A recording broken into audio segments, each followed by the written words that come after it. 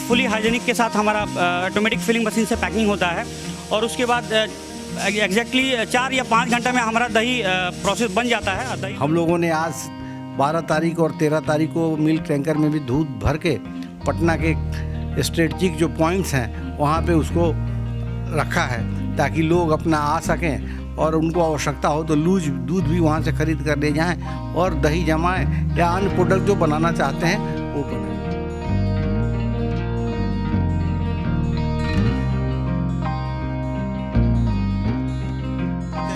इसके लिए हमारे पास एक उन्नत मशीन है। रॉ मिल्क टैंक में हम दूध को रिसीव करते हैं। यहाँ पैस्चराइजर जो सामने दिख रहा है, इस पैस्चराइजर में हम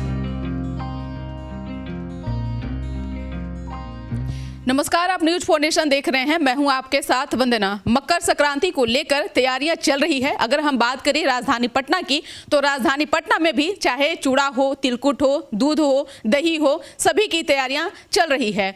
अगर मकर संक्रांति में अगर हम किसी खास चीज़ का अगर हम बात करें तो दूध और दही ज़्यादा लोग उपयोग करते हैं और इसकी भरपाई पटना डेयरी प्रोजेक्ट जो है वो हर सालों से करता आ रहा है और इस साल भी बेहतर तैयारियां जो है मकर संक्रांति को लेकर के पटना सुधा डेयरी में जो है जो जहां प्रोजेक्ट बनता है वहां तैयारियां चल रही है। हमारे साथ बात करने के लिए एमडी सर क्या कुछ इस बार नया कॉन्सेप्ट लाए हैं, नया कुछ इस बार है? सर्वप्रथम तो मैं अपने सम्मानित उपभोक्ताओं को नववर्ष की शुभकामना देता हूं और आने वाले जो मकर संक्रांति है उसकी भी शुभकामना देता हूं। हर वर्ष की भांति इस वर्ष भी हम लोग मकर संक्रांति में बृहद तैयारी किए हुए हैं और उसके अनुसार ही हमारा डिस्ट्रीब्यूशन भी चल रहा है। हम लोगों ने जो टारगेट बनाया था इस वर्ष करीब 32 लाख लीटर दूध का और 8 लाख केजी दही का। इसके साथ साथ में 70,000 केजी तिलकुट, 7,000 केजी तिलकुट भी हम लोग इसमें दे रहे हैं, 7,000 केजी पनीर भी दे रहे हैं और आपको करीब 25,000 केजी पनीर दे रहे हैं, 7,000 केजी हम लोग पेड़ा दे रहे हैं। तो ये सारी व्यवस्थाएं हैं। इसके अलावा हमारा जो है सो दही एक्सप्रेस भी हर साल चलता है जो पटना के सारे सड़कों से गुजरता है और जहाँ भी दही की कमी होती है उसकी आपूर्ति करता है। हम लोगों ने आज 12 तारीख और 13 तारीख को मिल्क टैंकर में भी दूध भर के पटना के स्ट्रेटजिक जो पॉइंट्स हैं वहाँ पे उसको रखा है ताकि लोग अपना आ सकें और उनको आवश्यकता हो तो लूज दूध भी वहाँ से खरीद कर ले जाएं और दही जमाएं या अन्य प्रोडक्ट जो बनाना चाहते हैं वो बनाएं। इस सारी व्यवस्थाओं के देख रेख के लिए पटना शहर के लिए हम लोगों ने 8 फ्लाइंग स्क्वाड बनाया है जो कि कंट्रोल सेंटर से हमेशा कनेक्टेड है, कंट्रोल रूम से। तो जहाँ भी कोई कमी है या आवश्यकता है वहाँ से खबर हम लोगों को मिल रहा है और उसको हम लोग तुरंत पूरा कर रहे हैं। और पटना के बाहर जो पटना के आसपास का जो शहर है उसमें भी 5 फ्लाइंग स्क्वाड घूम रहा है, वहाँ भी चुस्त दुरुस्त व्यवस्था है और हम लोगों का प्रयास है कि हमारे पटना वासी या इसके आसपास के शहरों में जहाँ भी दूध दही की आवश्यकता हो उसको ससमय हम लोग पहुँचाएँ और इस मकर संक्रांति में लोग आनंद से इस ठंड में मकर संक्रांति का आनंद ले सके। यानी बड़े पैमाने पर तैयारियां जो है वो पटना डेयरी प्रोजेक्ट में चल रहा है। एक सवाल यह भी है कि हर साल की तरह वैन से जो राउंड लगाते हैं गाड़ियां, कितनी गाड़ियां हैं जो कि मतलब हर इलाके में चल रही है? ये जो दही एक्सप्रेस है हमारी 3 गाड़ियां हैं जो कि पटना के मुख्य सड़कों से गुजर रही हैं और जहाँ भी आवश्यकता होता है डिस्ट्रीब्यूटर को वहाँ ले जाके वो दही को फीड कर रही हैं। एक सवाल यह भी है कि काफ़ी भीड़ हो जाती है, लोगों को मशक्कत करना पड़ता है दूध और दही को खरीदने के लिए। पनीर तो लोग खरीदते हैं लेकिन सबसे पहले दूध और दही पर जो है उसके लिए मारामारी होता है। तो क्या काउंटर भी बढ़ा है सर पहले से? हमारा तो ऑलरेडी 2000 करीब रिटेल पॉइंट है पटना में जी। और करीब 90 के आसपास हमारा होल डे मूल बूथ है। तो किस पैनिक होने की ज़रूरत नहीं है, थोड़ा लास्ट मोमेंट का इंतज़ार नहीं करके पहले जाना है और दूध दही जिसकी भी आवश्यकता है ले लेना है।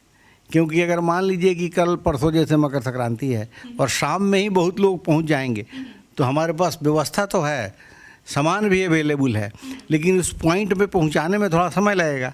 इसीलिए मैं लोगों से यही रिक्वेस्ट कर रहा हूं कि आप लास्ट मोमेंट का इंतजार नहीं कीजिए, पहले ही ले लीजिए, क्योंकि जो दही है उसका सेल्फ लाइफ 4 दिन है। तो अगर आप आज भी लेते हैं तो उसमें कोई अंतर नहीं आने वाला है। उसको आप फ्रिज में रख दीजिए। अभी तो रूम टेम्परेचर यानी फ्रिज टेम्परेचर बना हुआ है, तो उसमें भी कोई दिक्कत नहीं है। तो कहीं कोई हमको नहीं लगता है कि किसी को कोई दिक्कत होगी और मशक्क़त करने की ज़रूरत पड़ेगी, कमी नहीं आने देंगे हम लोग। एक सवाल ये भी है कि इसके अलावा और क्या कुछ प्रोजेक्ट जो है तैयारियां चल रही है, क्या कुछ सुधा जो है पटना डेयरी प्रोजेक्ट क्या कुछ कर रहा है? देखिए, पिछले वर्ष तो हम लोग दही खाओ इनाम पाओ प्रतियोगिता नहीं कर पाए थे कोरोना के कारण, लेकिन इस वर्ष हम लोग उसका आयोजन करने जा रहे हैं। वो 18 तारीख को उसका आयोजन इसी कैंपस में होगा और उसके लिए 14 तारीख से 17 तारीख शाम तक रजिस्ट्रेशन है। उसके लिए नंबर भी हम लोगों ने प्रेस रिलीज में जारी कर रखा है। तो 2 वर्गों में, महिला और पुरुष वर्ग में, जो भी प्रतिभागी भाग लेना चाहते हैं वो रजिस्ट्रेशन करा सकते हैं और इसमें भाग ले सकते हैं। कितने लोग शामिल होते हैं, महिलाएं हो या फिर पुरुष हो?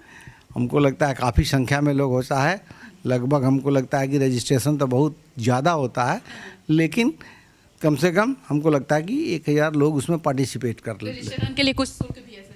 कोई शुल्क नहीं है। निःशुल्क है? शुल्क नहीं, शुल्क। इनाम में क्या कुछ हम लोग गिफ्ट हैम्पर देते हैं, अपना प्रोडक्ट्स देते हैं और इतना प्रोडक्ट्स देते हैं कि उनके पूरे परिवार उसका लुत्फ़ उठा सकें और 3-4 दिन के लिए लुत्फ़ उठाते रहें।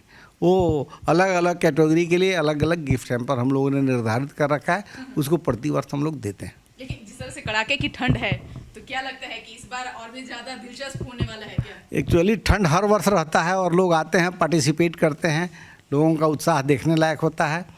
आपको भी अनुभव होगा इसका, ठंड तो हर वर्ष ही रहता है। बिल्कुल। तो ये मकर संक्रांति का अवसर है, हम लोग एक उत्सव मना रहे हैं। ये उत्सव में हम बिहारवासी दही और चूड़ा का विशेष ही महत्व रखते हैं इसका। तो उसी क्रम में हम लोग इसका आयोजन करते आए हैं 2012 से हमको लगता है, और उसी कड़ी में इस वर्ष भी हम लोग इसका आयोजन कर रहे हैं। धन्यवाद। फाउंडेशन से बात करने के लिए। तो आप सुन रहे थे क्या कुछ कहना था पटना डेयरी प्रोजेक्ट के एमडी एस.एन. ठाकुर सर का, जिन्होंने साफ तौर से कहा कि मकर संक्रांति को लेकर के दही, दूध, पनीर, पेड़ा, कई तरीके के जो खाने पीने का जो सामान है उसकी तैयारियां तो चल ही रही है। साथ ही साथ दही खाओ इनाम पाओ जो सुधा शुरू से करती आ रहा है। हालांकि कुछ साल गैप हुआ महामारी के कारण, लेकिन इस बार फिर से उसे बड़े पैमाने पर तैयारियां हो रही है। दही खाओ इनाम पाओ, और इस बार बहुत बढ़िया जो है वो गिफ्ट हैम्पर लोगों को मिलने वाला है। तो अभी हम और दिखाएंगे जहां पे प्रोजेक्ट तैयारियां चल रही है, जहां पे सुधा का जो प्रोडक्ट हम लोग खाते हैं, चाहे दूध हो दही हो। तो बने रहिए न्यूज़ फाउंडेशन के साथ। अभी हम आपको अंदर लेकर चलेंगे और दिखाएंगे कि किस तरह से यहाँ पे पैकिंग हो रही है, क्या कुछ यहाँ इस बार जो है वो पटना डेयरी प्रोजेक्ट लोगों को खास तौर से तोहफे के रूप में देने जा रहा है। तो चलिए।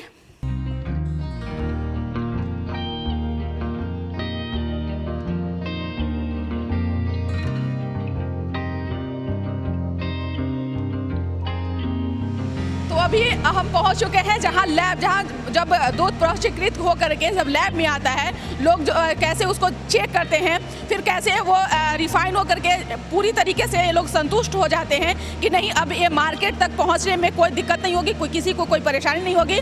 सबसे पहले आप देख सकते होंगे तस्वीरों के माध्यम से कि छोटा पैक से लेकर आप दही का अगर खाते होंगे, दही इस्तेमाल करते होंगे, तो देख सकते हैं आपको ये मिल जाएगा। ये 400 ग्राम का है, और आप जो छोटा वाला दही लेते हैं जो 10 रुपये में आता है, 15 रुपये में आता है, तो ये सब चीज़ देख रहे होंगे।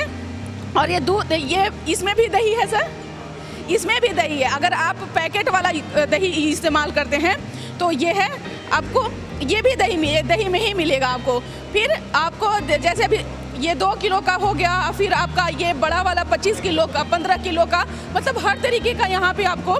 सबसे पहले ये लोग जो लैब में जो जांच करते हैं, जब ये लोग खुद संतुष्ट हो जाते हैं तब उसे मार्केट में जो है वो डिलीवर करते हैं। तो मैम से जानेंगे कि सब लैब में आता होगा तो किस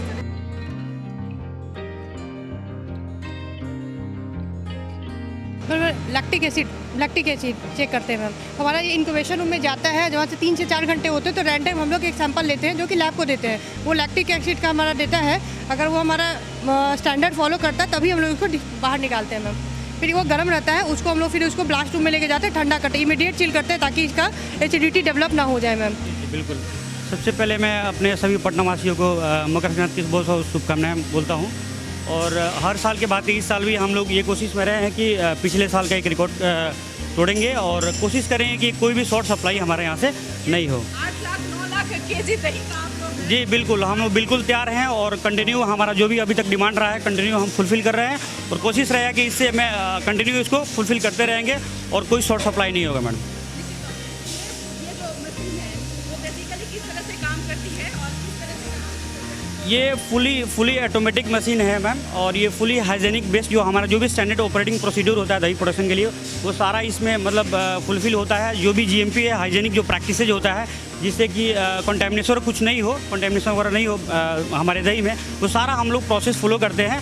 और जो भी सारे ग्लव मास्क एप्रॉन सारे हमारे स्टाफ पहन के काम करते हैं सो दैट कि कस्टमर को जो भी हमारा प्रोडक्ट मिले एक फुली सेटिस्फाइड और गुड क्वालिटी ऑफ दही हमारा कस्टमर तक पहुँचे।